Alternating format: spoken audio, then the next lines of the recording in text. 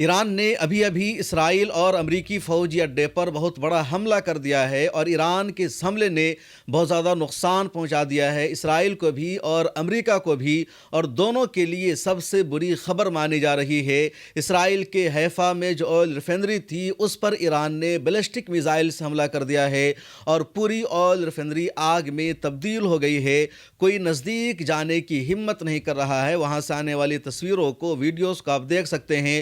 ادھر امریکہ کا F-35 fighter plane, جنگی جہاز، پوری دنیا میں سب سے طاقتور مانا جاتا ہے، سب سے محفوظ مانا جاتا ہے، اس پر آج ایران نے حملہ کر دیا۔ اور جیسے ہی یہ خبر CNN نے شائع کی، امریکی آرمی میں، دنیا بھر میں ہلچل پیدا ہو گئی کہ ایران کی ایئر فورس کے پاس ایسا میزائل کہاں سے آ گیا، ایسا انٹرسپٹر کہاں سے آ گیا کہ اس نے امریکہ کے فائٹر پلین F-35 پر حملہ کر دیا ہے۔ ایک اور خبر ہے کہ سینٹرل اسرائیل میں ایران کے بیلسٹک میزائلوں نے زبردست تباہی مچائی ہے اور پورے اسرائیل میں ڈر اور خوف کا جو ماحول ہے بڑھتا جا رہا ہے۔ امریکہ نے آج یہ دھمکی دی تھی کہ وہ ایران پر سب سے طاقتور اور خطرناک حملہ کرے گا۔ ایسا حملہ امریکہ ایران پر کرے گا جیسا حملہ ابھی تک ایران پر نہیں ہوا تھا۔ اور جیسے ہی امریکہ کا فائٹر پلین، امریکہ کا جنگی جہاز ایران پر حملہ کرنے آتا ہے، حملہ کی شروعات ہوتی ہے، ایران کی ایئر فورس بھی پوری قوت کے ساتھ امریکی ایئر فورس کو جواب دیتی ہے اور امریکہ کے F-35 پر حملہ ہو جاتا ہے۔ اور جیسے ہی ایران کی ایئر فورس نے F-35 کو نشانہ بنایا، اس جہاز نے ایران کے علاقے کو چھوڑ دیا، ایران کے ایئر اسپیس کو چھوڑ کر اس نے پرشین گلف کو کراس کیا اور مڈل ایسٹ کے کسی دیش میں موجود امریکی فوجی اڈے پر اس کی ایمرجنسی لینڈنگ کرائی گئی ہے۔ اور اس خبر کو CNN نے سب سے پہلے شائع کیا، اس کے بعد دوسری جگہوں پر بھی یہ خبر سامنے آ گئی ہے۔ اور اب امریکہ کی آرمی یعنی US سینٹرل کمانڈ کا بیان سامنے آیا ہے کہ F-35 پر ایران نے کیسے حملہ کر دیا۔ F-35 کو ٹارگٹ کرنے کے لیے ایران نے کیا فائٹر پلین کا استعمال کیا ہے، میزائل کا استعمال کیا ہے، کس ایئر ڈیفنس سسٹم سے F-35 پر ایران نے حملہ کیا ہے، اس کی پوری انویسٹیگیشن ہوگی، پوری جانچ ہوگی۔ فی الحال تو یہی دعویٰ کیا جا رہا ہے کہ F-35 کی ایمرجنسی لینڈنگ ہو گئی ہے اور پائلٹ کو کوئی نقصان نہیں ہوا ہے، لیکن یہ جو جہاز ہے آدھا سے زیادہ جل گیا ہے، ایک طرح سے کہہ لیجیے جہاز تباہ و برباد ہو گیا ہے۔ امریکہ اور اسرائیل دونوں ایران پر حملہ کرنے کے لیے اسی F-35 کا استعمال کرتے ہیں۔ اس جہاز کی خوبی یہ بتائی جاتی ہے کہ اسٹیل طیارہ ہوتا ہے، یہ رڈار میں نظر نہیں آتا، یہ جہاں جاتے ہیں حملہ کر کے بھاگ آتے ہیں۔ امریکہ نے یہ جہاز صرف اسرائیل کو دے رکھا ہے، انگلینڈ کے پاس یہ جہاز ہے، بقیہ کسی اور دیش کے پاس یہ جہاز نہیں پایا جاتا ہے۔ اور آج اس جہاز کو ایران نے ایک طرح سے کہہ لیجیے مار گرایا ہے، اس پر اٹیک کیا ہے۔ 100 ملین سے زیادہ F-35 کی قیمت ہوتی ہے۔ ایک اور بڑی خبر ہے، اور خبر یہ ہے کہ اسرائیل کے حیفا میں جو اسرائیل کی آئل ریفائنری ہے، جو آئل فیلڈ ہے، اس پر ایران نے حملہ کیا اور آج دن بھر ایران کا بیلسٹک میزائلوں سے اسرائیل پر حملہ جاری ہے۔ اور جب آج کی نویں کھیپ جو شروع ہوئی ایران کے حملے کی اسرائیل پر، تو اس میں حیفا کی آئل ریفائنری کو نشانہ بنایا گیا اور یہاں پر ایران کے بیلسٹک میزائل کو روکنے میں اسرائیل کا ایئر ڈیفنس سسٹم ناکام رہا۔ اور یہ خبر میں اپنی طرف سے نہیں بتا رہا ہوں، ٹائمز آف اسرائیل نے خبر شائع کی ہے۔ اسرائیل کے جو جرنلسٹ ہے انہوں نے اپنے ٹویٹر ہینڈل پر یہاں کی ویڈیوز کو شیئر کیا ہے، تصویریں شیئر کی ہے، اور انہوں نے بتایا کہ ایران نے حیفا میں آئل ریفائنری پر حملہ کر دیا ہے اور پوری آئل ریفائنری میں آگ بھڑک اٹھی ہے۔ یہ بھی کہا گیا ٹائمز آف اسرائیل کی رپورٹ میں کہ کسی طرح کا کوئی جانی نقصان نہیں ہوا، اور جانی نقصان نہ ہونا بات سمجھ میں آتی ہے کیونکہ اسرائیل نے پہلے سے ہی اس آئل ریفائنری کو بند کر رکھا ہے، یہاں پر کام کاج بند ہے، ورکرز کو ہٹا دیا گیا تھا۔ اس کے باوجود کمال ایران کا یہ ہے کہ اس کا بیلسٹک میزائل جا کر کے ٹارگٹ کو ہٹ کرتا ہے اور اسرائیل کا ایئر ڈیفنس سسٹم نہیں روک پایا ہے۔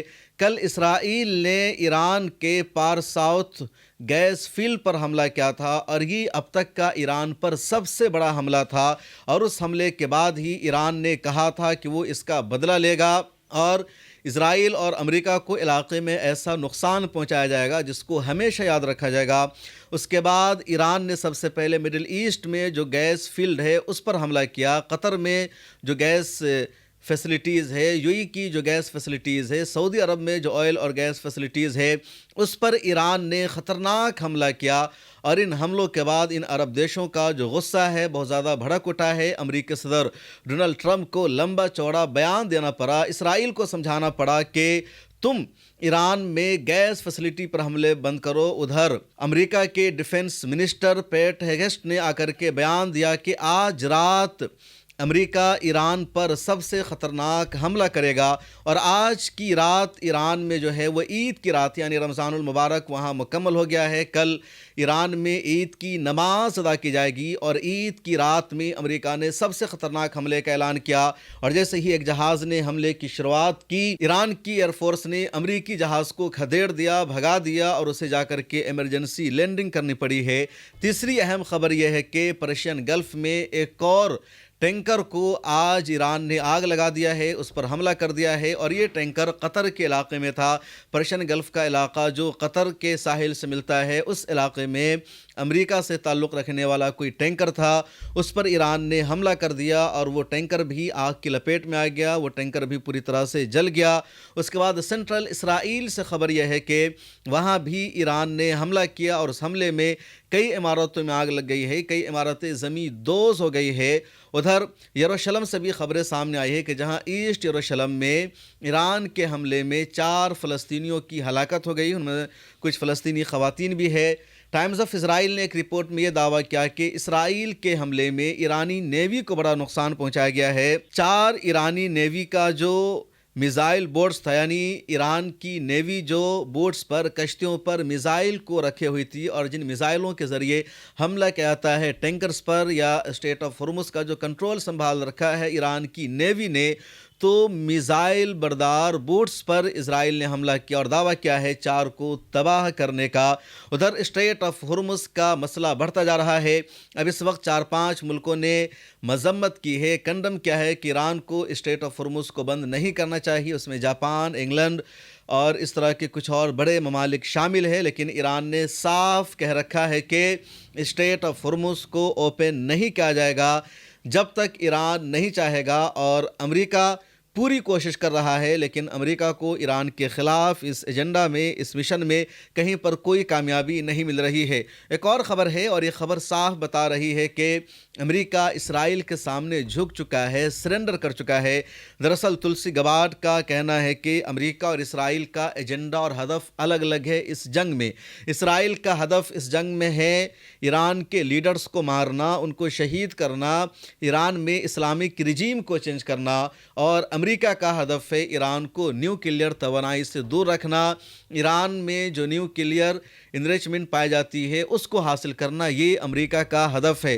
تو کل تک امریکہ اور اسرائیل ایک ساتھ تھے، دونوں ایک بات کہہ رہے تھے، اور آج جب امریکہ نے دیکھ لیا کہ وہ ایران میں جنگ نہیں جیت سکتا ہے، وہ ایران کے سپریم لیڈر کو شہید کرنے کے بعد یا وہاں کے سیکورٹی چیف علی لاریجانی کو شہید کرنے کے بعد، انٹیلیجنس کے چیف اسماعیل خطیب کو شہید کرنے کے بعد بھی ایران میں رجیم چینج کرنا پوسیبل نہیں ہے، حکومت کو بدلنا پوسیبل نہیں ہے۔ خود امریکہ کی انٹیلیجنس کی رپورٹ سامنے آ گئی ہے کہ ایران کا جو انٹرنل سسٹم ہے بہت زیادہ مضبوط ہے، حکومت نہیں بدل سکتی ہے۔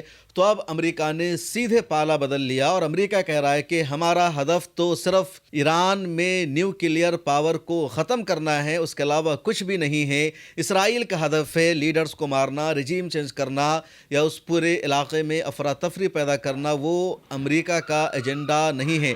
تو جو تضاد ہے امریکہ اور اسرائیل کے بیان میں اب لب و لہجہ میں، دراصل یہ امریکہ کی ہار کی علامت ہے، امریکہ کی ذلت و رسوائی کی علامت ہے۔